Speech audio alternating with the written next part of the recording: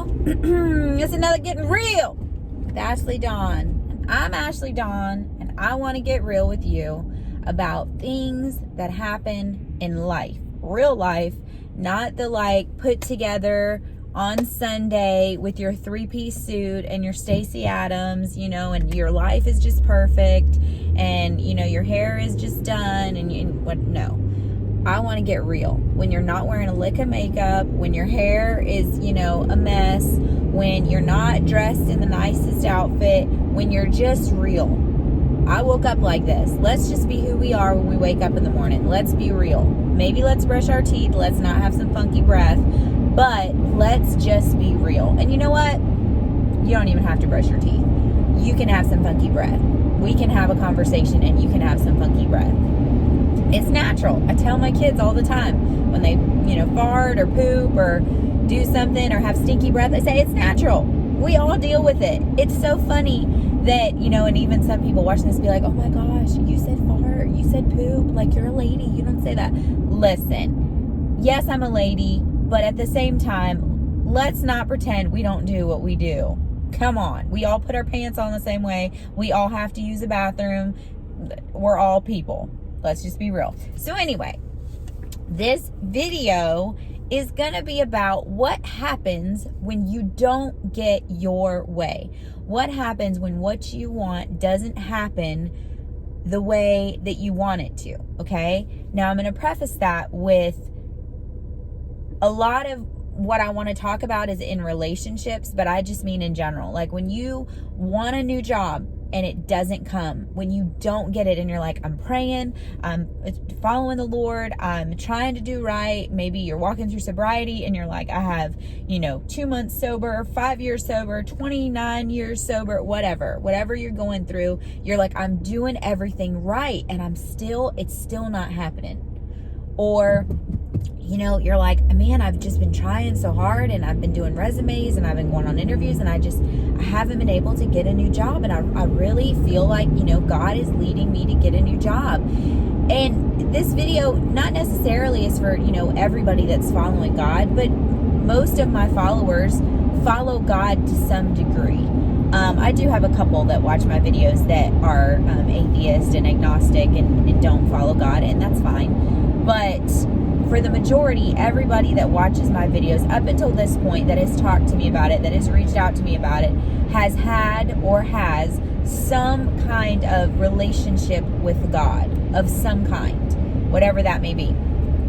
So it's coming from that perspective of, okay, God, I have this relationship with you and I'm trying to read my Bible and maybe I'm going to a Bible study. Maybe I'm, in discipleship. I'm trying to do right. I'm trying to be a good person. I'm trying to follow your commandments. I'm trying to do as you say, and I'm still not maybe happy, maybe getting what you want. I have somebody in my life that has made it very clear that they would like a relationship with me, and they go out of their way, all the time, sending me flowers and chocolates and candies and letters, and that's great and wonderful. But I've told them several times, it's just not going to happen. Now, are they a terrible person? No, they're not a terrible person. I don't surround myself with terrible people. So if anybody is, trying to date me or trying to get my attention, they're probably a pretty good person, because I don't spend time with people that are bad. I don't, hang out with people that are hurting other people. So I've talked to this guy several times and I've told him, listen, you're a great guy, but it's not going to work out. And, that has frustrated him. And it's like, what do you mean it's not going to work out? And I'm like, it's just not going to work out. He said, well, what's wrong? What can I do? And I'm like, it's not you. It's me. There's nothing that you can do. There's nothing that you can't do. It's just not going to happen. Sometimes we try to force things in our own strength that are just not going to happen. Sometimes we want things that are not good for us or that God doesn't have for us, and we just want them, and it looks good on paper, right? Everything looks good on paper. They check off all the boxes. They, maybe they go to church, maybe they're a Christian, maybe they are really nice, maybe they take good care of you, maybe they, like I said, write you letters, send you flowers, send you chocolates, do nice little things for you, give you gifts. But at the end of the day, you just don't connect on that level. I get it. I've been there. I'm kind of there now. One of the biggest struggles that I've had is I want a relationship. That's no secret. I talk about it in a lot of videos. However, I am not willing to sacrifice who I am and the way God made me just to have somebody. Like, no, it's not for me. I'm going to be my fullest self. And if somebody can't handle that, well, then guess what? That is my sign that they are not for me. Sometimes I have wanted relationships with people that I had no business wanting a relationship with. Not because they were a bad person, just because, this sounds bad, but it's true, they weren't good enough for me. Well, Ashleydawn, what do you mean by that? Like, they weren't good enough for you? Yeah, they were willing to do the bare minimum where I'm doing the maximum. I am not a minimum type of person. I am not going to, leave you on red for 3 days because I want to play some kind of game with you. I don't play games. It is what it is until it ain't what it ain't. And that's hard for some people to realize, but people could say, but Ashleydawn, you're such a godly girl and you do everything right. I don't. I'm a sinner just like everybody else. But I try. I do try. I read my Bible. I try to do, what God would have me to do, but I fail. I do. But yes, people say, well, Ashleydawn, you're not doing this and you're not doing this and you're not doing this and you're loyal and you're a good woman. Like, why are you still single? You're doing all the right things. Why are you still single? You did all the right things in your marriage. Why did you get a divorce? And I get it. I get the frustration of when you're doing all the right things and you're still not getting what you want. When I was married, I really wanted my ex to be the man that he promised me when he proposed to me he was going to be. He didn't want to be. He didn't want to be the guy that he pretended to be all through our dating and courting. He didn't want to be that guy. He wanted to be somebody totally different. So no matter what I did, how nice I was, how, checked off all the boxes were, I couldn't make him be somebody that he didn't want to be. No matter what I did. So you can do all the right things and want right things and still not get them. So then what? When you want all the right things and you say, well, I don't have desires that are bad. I want all the right things, but it's not happening. I'm not getting that job. I'm not getting that relationship that I've dreamt of. Maybe you're in a relationship, maybe you're married and you want a child and you're like, God, we're doing everything we can. We're going to church. We're reading the Bible. We're tithing. We're volunteering. We're donating. We're doing everything you say to do, and we're still not getting what we want. If I asked everybody watching this, if we were all in a room and I said, raise your hand if you've ever wanted something that was something good and you haven't gotten it, everyone would be raising their hand, right?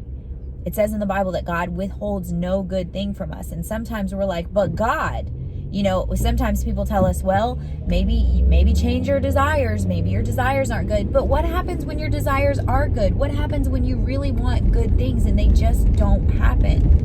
Well, I would tell you that sometimes, I'm talking about myself, I have done all the right things because I wanted the right answer, right? In school, you ask the right questions, you get the right answers. And so often it's easy for us to be doing, all the right things and we want the right outcome and it doesn't come the way we want, and we get frustrated, and then we're overwhelmed, and then, we're mad at God, and we're just like, God, I did all the right things. Why didn't you give me what I asked for? Why didn't you give me what I wanted? And God's like, because there's better for you. And I know you're like, everybody says that, like, oh, he just wasn't the one. God's got better for you. And you're like, I'm 52 and I'm still single. I get it. I get the frustration. I get the, God, where are you? When I was a little girl, I read this book, Are You There, God? It's Me, Margaret. And she's basically asking, like, God, where are you? Like, where are you when this is happening? Where are you when this is happening? And, I've had my share of questions too. I have had things happen to me when I was doing everything right, and I've been like, God, why is this happening? What are you teaching me? What lesson haven't I learned that I need to learn?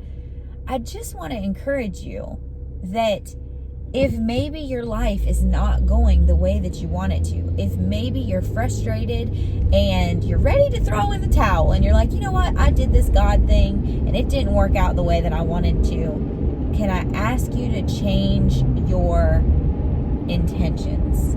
Maybe it's not so much about doing the God thing as much, maybe have you ever had somebody in your life that you knew they were using you? You knew they were only doing this thing because they wanted something from you? I've had people that pretended to be my friends and invited me over to their house only because they knew that once I would get to their house, I would play with their kids and they would basically get a free babysitter and they'd basically get to do whatever they wanted. I've had that. They used me for childcare. I've had people use me for volunteering. I've had people use me for all kinds of stuff. And it's not fun. And it doesn't make you feel good and warm and fuzzy inside. And I say all that to say, God knows when He's being used. God knows when you're only doing things to get an outcome, when you're only following Him because you want something in return. He knows that, and He doesn't like it. And I'm not saying that every time you've done something, it's only been for an outcome, but maybe check your heart motives and be like, am I doing this for an outcome, or am I doing this because I really love the Lord and I really want to make Him happy? So you do have to ask yourself that. You do have to ask yourself, like, what are my intentions? Why am I doing this? And what outcome am I looking to have from it? Did I put my card? Yeah, I did. But you do have to ask yourself that. And yes, sometimes when you're doing all the right things, it still doesn't happen. You have to be okay with that. And you have to trust God with that. And so a lot of times what I tell people when I'm counseling them or mentoring them or just talking to my friends is put your hand out, okay? If you put your hand out and I put something in it, right? You put your hand out because you're wanting someone to give you something, okay? And I give you something and I put it on your hand. You have the choice to close it, to grab what's in your hand and to hold it so tightly that nobody can see it. You have the chance to cling to it so tightly that you cut off the circulation in your hand and it all, turns purple. Or you have the chance to just leave it in your hand. So that if God chooses to take it away, He can. If God chooses to leave it, He can. If God chooses to move it, He can. If God chooses to turn it into something else, He can. But you're giving God the freedom to do that. Maybe there's a guy that you're talking to that you really like and you want a relationship with, and it's not moving as fast as you want. You can cling to it. You can, be a stage 5 clinger and you can just suffocate that guy until he runs away. Or you can say, God, it's in, I have an open hand, and whatever you do or don't do, I trust you. God, I have an open hand. If you want to give us a baby, I trust you. God, I have an open hand. You can do whatever you want in my life. And honestly mean that. And honestly mean, God, have your way. If you honestly mean that, God is going to bless you for it.